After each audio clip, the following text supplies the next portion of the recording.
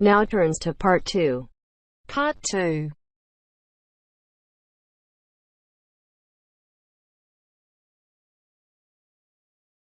You are going to hear a conversation between two women about the health system in England. First, you have some time to look at questions 11 to 17.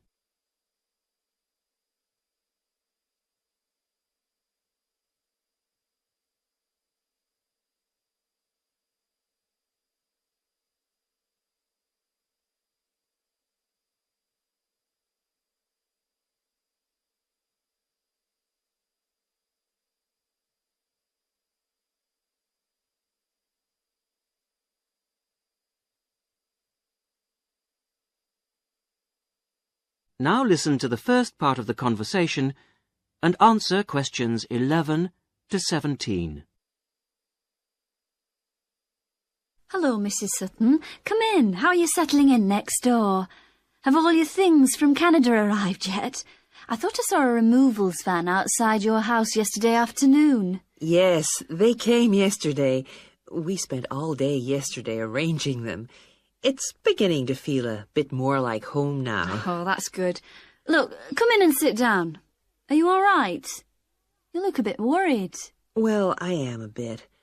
I'm sorry to bother you so early, Mrs. Smith, but I wonder if you could help me. Could you tell me how I can get hold of a doctor?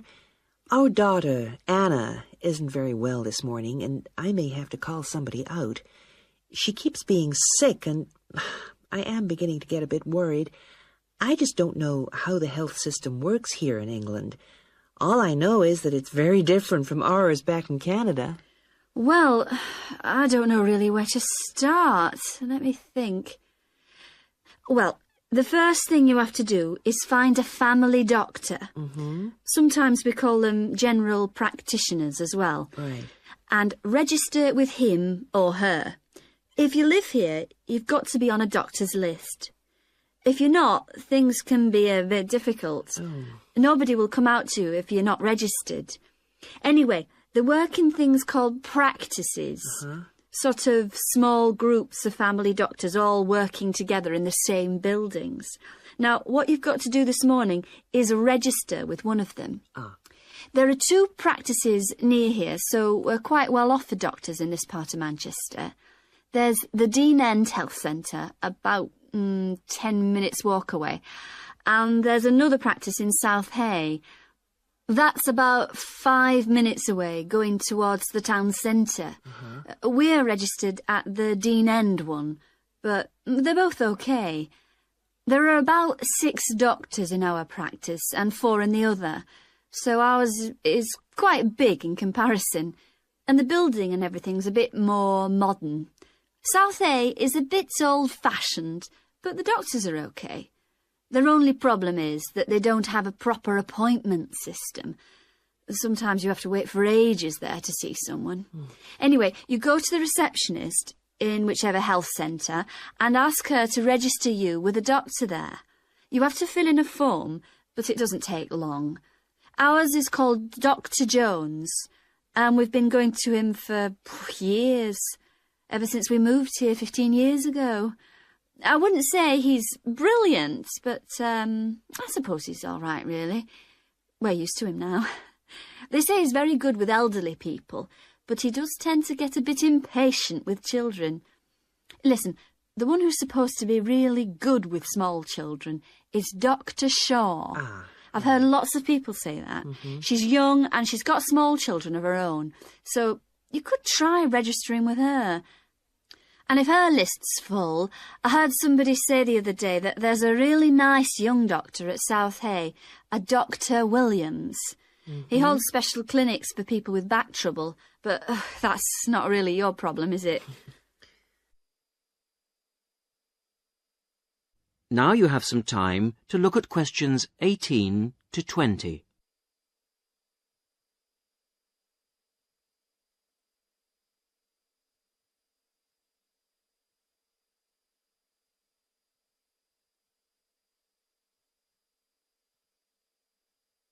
Now listen to the rest of the conversation and answer questions 18 to 20.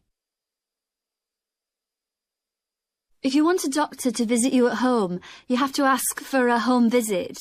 You're supposed to do that before 10:30 in the morning, but obviously if it's an emergency, you can phone at any time, night or day. It might not be your doctor that comes, though. It's quite often one of the other doctors in the practice.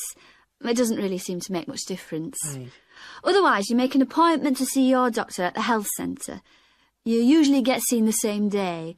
Not always, of course, but usually, as I say.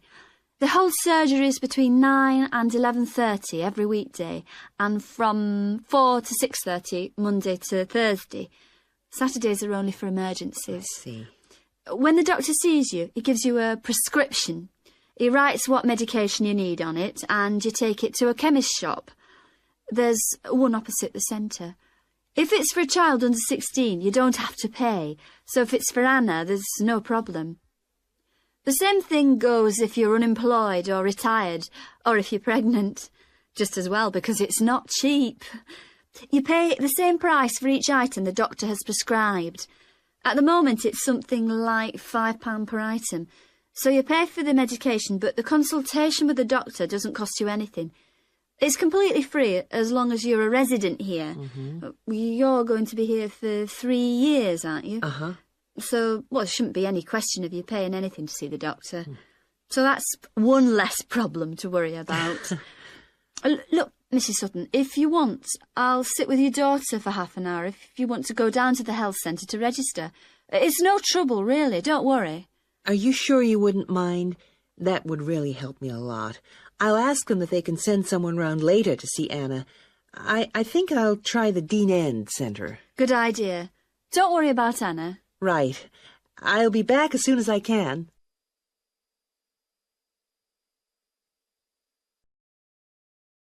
That is the end of part 2. You now have half a minute to check your answers. If you enjoy this content, please like and subscribe. After subscribing, please leave a comment below saying subscribed, and we will respond as soon as possible. By subscribing, you're supporting our mission to help others achieve their IELTS goals.